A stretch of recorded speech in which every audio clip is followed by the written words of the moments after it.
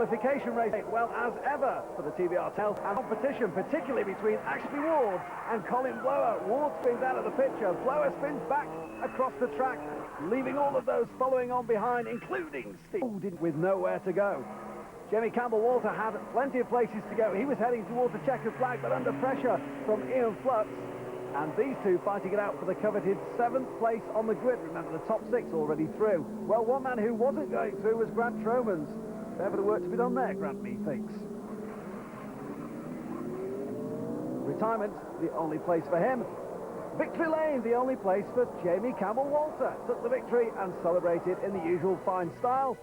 Winning margin almost 2.5 seconds from Ian Flux. Steve Sutcliffe rounds out the top 3.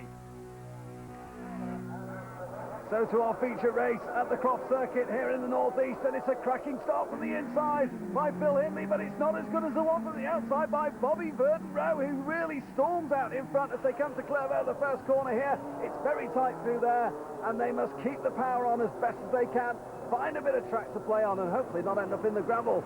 There is Ian McKellar, who's starting right the way down the field, unusual for him, and here is Steve Cole, having had the team rebuild almost the entire front end of that car after his qualification race incident. Well, it's a cracking start from Bobby Burton-Rowe, and already he is declaring his intentions. He's right out front at the moment. Phil Hindley there in second, Gavin Cooper in third.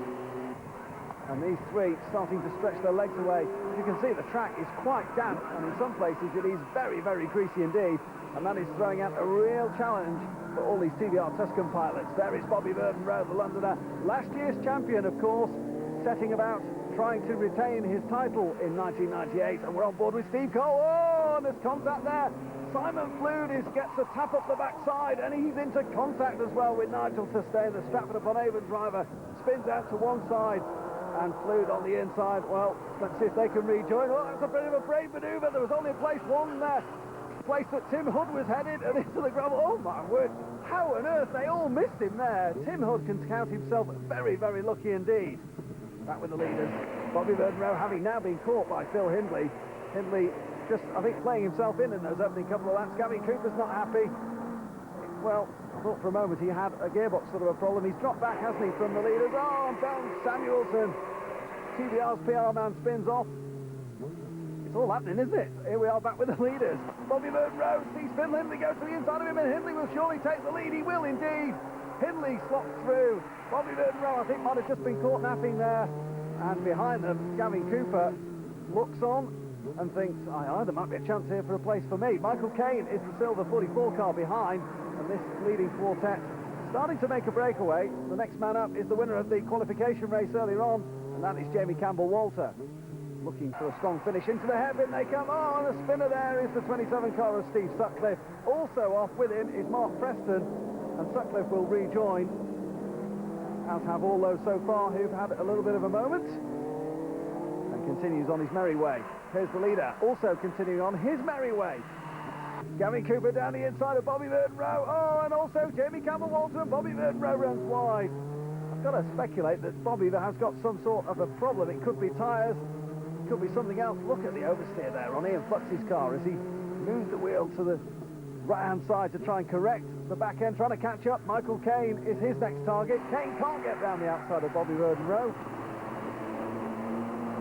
And the middle order runners, Ben Samuelson there just closing up on the chairman of TVR, Peter Wheeler. Oh, Steve Cole gets a little bit squirrely coming out of the corner. Getting the power balance is a key thing here. So much power in the rear axles of these TVR. Oh, Ben.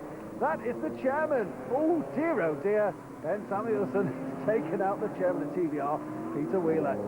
Well, fortunately, it doesn't look to be too much damage there on either cars. The chairman rejoins, and we are back with the leaders, and a challenge here from Jamie Campbell-Walter. While all that's been going on, Jamie Campbell-Walter has been storming through and Flux is in the gravel. Oh, the season goes from bad to worse for Ian Flux, and he is out of the car. Yellow flags are flying down at Clervaux, which is where Flux has gone off. That's the first corner, the right-hander. And Jamie Campbell-Walter really has scythed his way through the field. Started in 7th position, remember, and has now demoted Phil Hindley and Gavin Cooper back to 2nd and 3rd, respectively. dry line, as you can see there. Oh, it's not helping. Oh, Ian McKellar nearly took out his teammate's car. Instead, he takes out half of the tyre barrier that makes the little chicane there at Hawthorns, and lights are flashing from Jamie Campbell-Walter, warning Ben Samuelson that he is arriving behind him and wants to come through. He doesn't want to drop back into the clutches of Phil Hindley. He's worked so hard to get himself an advantage and a lead, and he's waving there at Ben Samuelson saying, why aren't you getting out my way? I wonder if they'll do the same thing with the chairman. Oh, he really is angry. Well, there's not a lot of room there at the hairpin. If the blue flags are flying, that means that there's a driver trying to pass you. He is absolutely furious, is Jamie Campbell-Walter. And we're back with Steve Sutcliffe fending off the attentions of Ian McKellar. McKellar, who has really been a force in TVR this year. Here's Bobby Verdenroe looking back from his car, and you can see there very clearly the dry line that's appeared here, but it's still very, very treacherous off that line, and if you get off the line, you've got yourself with a real drama on your hands. Race leader Jamie Campbell-Walter towards the checkered flag this time, and it looks set there for a big points haul in the northeast for Jamie Campbell-Walter. Phil Hindley behind there. Look at them all wrestling in those cars.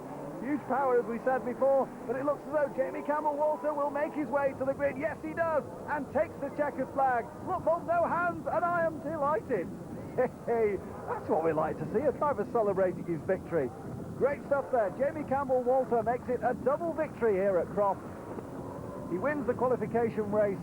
Ian Flux applauds them all as they go by. There is the confirmation, the result of round 9. Campbell-Walter takes the victory. Phil Hindley second, with Gavin Cooper there in third.